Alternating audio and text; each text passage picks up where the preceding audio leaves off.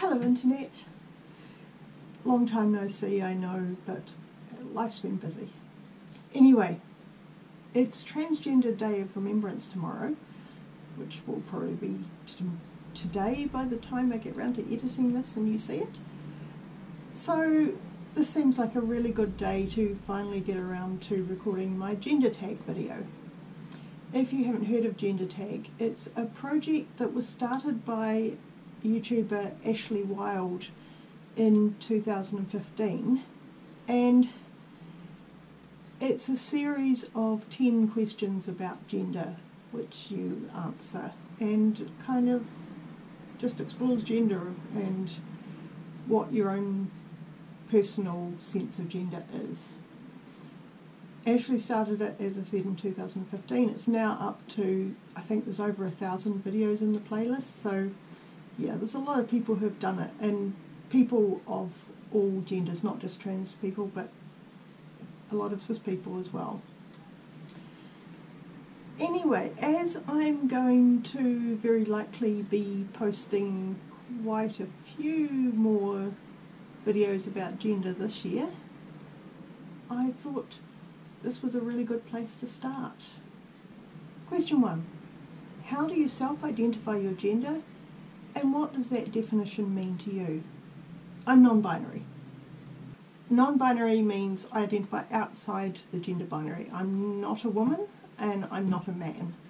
I'm something else. On the simplest level, I'd say I'm something in between, but that's not strictly true. I think of my own gender, well, imagine there's a spectrum from male to female. My gender feels like it's probably somewhere over here, floating around in space. I don't know. I know I'm not a woman. I know I'm not a man. Other than that, I'm me. My gender is future cat. Does that count? Question 2. What pronouns honour you? They, them, definitely. I have only recently started asking people to use those pronouns for me, and it just feels so much more me and more comfortable than she, her ever did. I like it when people call me they. Not everyone does. And my degree of forgiveness for that depends on the person and whether I think they're trying or just being obnoxious about it. I know a lot of people have a problem with they, them, and as a linguist I can totally understand that, especially when it's someone you know that you're using it about, because like singular they has been in the language for almost as long as English has been around. There's always been that generic, I'm talking about a person, I don't know that person, so I'll just use they to refer to them. There's examples of writers like Shakespeare using it. It's not unusual. And most people do it all the time without even thinking about it. They'll say something like. So it's not difficult to use singular they for a stranger, for someone you've never met. Where it gets a little bit more difficult is using it for someone you know. It's quite hard for our brains not to latch on to the familiar pronouns in that case. I recognise that, but meanings shift. Language is flexible, and the meaning of singular they is shifting to include people whose gender is indeterminate, not just their entire identity is indeterminate. Question 3. Describe the style of clothing that you most often wear. Jeans and a t-shirt. I have always been a jeans and a t-shirt person. For work, I dress it up a bit, but effectively even what I wear to work is a posh version of jeans and a t-shirt. That's just what makes me most comfortable. Question 4. Talk about your choices with body hair. How do you style your hair? Do you have facial hair? What do you choose to shave or not to shave? Hair, I cut all my hair off. My hair used to be long just out of laziness, because like if you have long hair you don't have to get it cut very often and you can just tie it back and you're done. But a couple of years back I just got sick of it and cut it all off super short. Facial hair, no. I have no interest in facial hair. I don't want to go on any hormones or anything because I, again, am not a man. I don't want to be a man, so why would I want masculine characteristics like facial hair? What do I choose to shave or not shave? Don't shave anything currently. I did used to shave my legs, but then this last summer I was just like, why? My experience is that no one even notices. Probably because I'm wearing jeans most of the time, but even when I was like wearing shorts or a swimsuit or something over the summer, no one would notice. Or if they did, they never said anything. Question 5. Talk about cosmetics. Do you choose to wear makeup? Do you paint your nails? What types of soaps and perfumes do you use, if any? I definitely don't wear makeup. I've worn makeup, I think, twice in my life when, like, well-meaning friends or family tried to show me how to do makeup, and both times I felt like I was in drag. And this was long before I figured out my gender identity. It felt so wrong to wear makeup. It just wasn't me at all. Painting nails, I have in the past occasionally. I tend to go through phases where I find some cool nail colour and I'll like paint them, and then I'll go for many, many years without painting them. Soaps and perfumes, I don't wear perfume. My boss, when I was in London, so that's like 20 years ago, my boss gave me a bottle of perfume as a present, and it's still half full because in the intervening 20 years I've worn it that infrequently. Every so often I think, oh yeah, perfume would be a good idea, because like, I like nice smells, but I just never think to do it. It's not a me thing to do. I do really like, as I said, nice smells though, so I tend to buy nice smelling soaps. Question 6. Have you experienced being misgendered? If so, how often? All the time.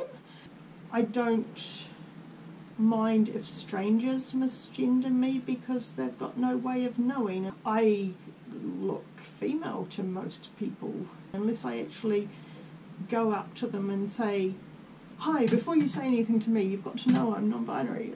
No, I'm going to go into shops and things and people are going to say, yes madam, how can I help you? And I just have to live with that because it's an assumption that people are going to make, and I'm not particularly doing anything to stop them making that assumption. There's some complicated politics there that I don't believe I should have to look a certain way to fit my identity.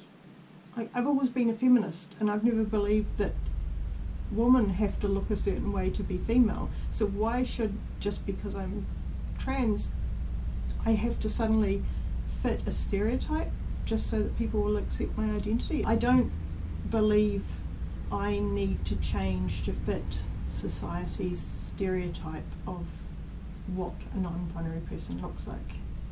I couldn't change myself to look like society's stereotype of a non-binary person, because what does that even mean? How do you look non-binary? I mean, androgynous? But, I mean, androgynous is not the same thing as non-binary. It's a lot more painful when people I know and who I've told them that I'm non-binary and they still misgender me. It's a bit like the pronouns. I'll forgive slip-ups because slip-ups are easy, but I appreciate it hugely when people get it right, obviously, and it does hurt a little bit every time someone gets it wrong. I haven't experienced anyone maliciously misgendering me yet. Hopefully it stays that way. Question 7. Do you experience dysphoria? How does that affect you? Yes, I do. I experience physical dysphoria around my chest, and I'm doing something about it. I saw a surgeon on Monday, and I'm going to get top surgery. I'll go into more detail about it on another video, but I've seen the surgeon, I've seen a psychiatrist and got the psych sign-off, which in New Zealand you have to do, even though you could go and get other plastic surgery without getting a sign-off, but yeah, let's not go into that.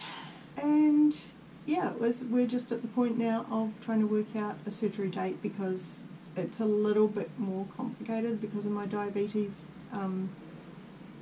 We have to get a surgery slot that's at the right time of day so that I don't have to fast for too long. But yeah, that's going to be happening sometime this year. I'll let you know once I've got an exact date. But there will be many videos about it. I won't be videoing the actual surgery though. Question 8. Talk about children. Are you interested in having children? Would you want to carry a child if that were an option for you? Do you want to be the primary caretaker for any children you may have? You can tell this was all written by a young person. I'm getting very close to the age where none of this is actually going to be a possibility anymore anyway, so... But no, I've never wanted children. Even when I was a small child, I insisted I wasn't going to have children, and I've never changed my mind on that. I've changed my mind along with things in my life, but not on the children thing. I don't mind other people's children. Obviously, there's a few children that feature on my videos occasionally, and I have a lot of fun with them, but I am so glad they're someone else's children and not mine. Question 9. Talk about money.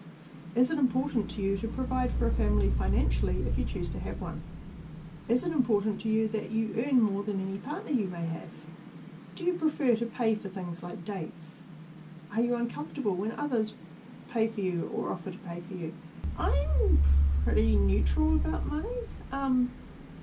I don't like someone else to pay for me all the time. That would be a bit awkward.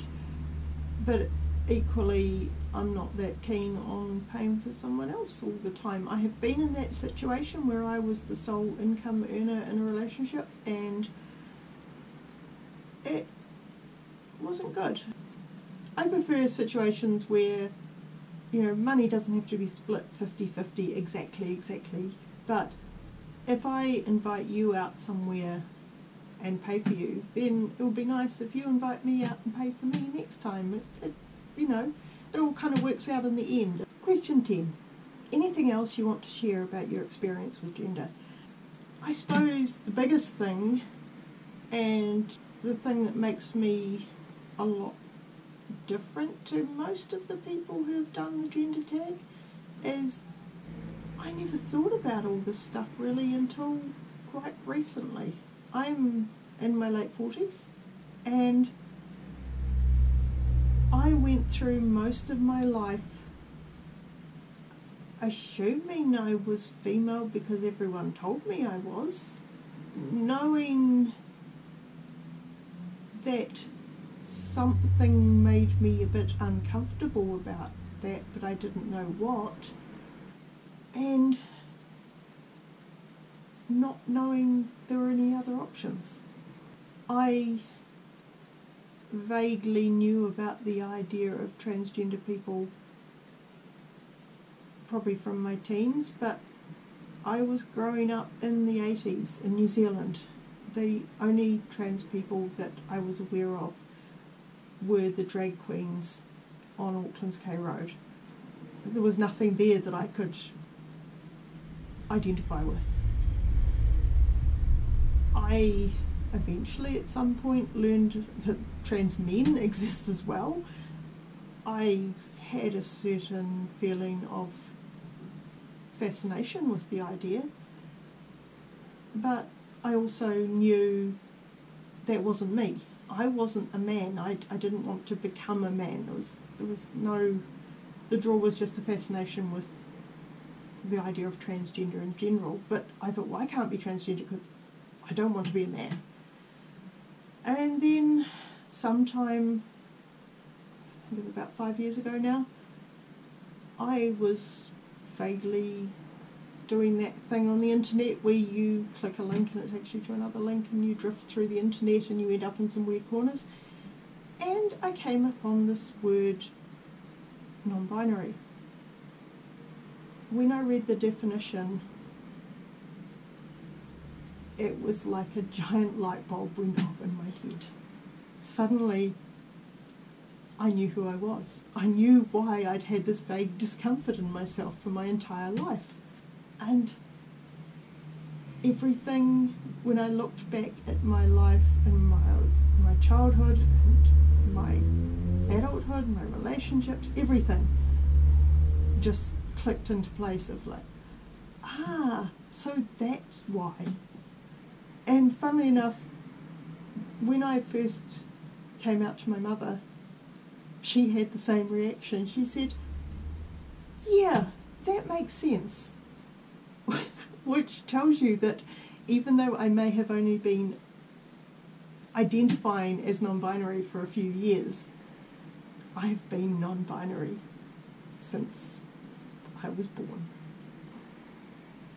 So it makes me so happy to see all these young people who are growing up in a world where gender identities are talked about, and the idea of someone being transgender or being non-binary or being any of the many different gender identities there are out there is just something normal to a large number of kids growing up now. And it's so cool to think they won't spend half their life not knowing why they feel wrong. They'll better explore that idea when they're still young and figure it out and spend their life as their true self. That is so cool.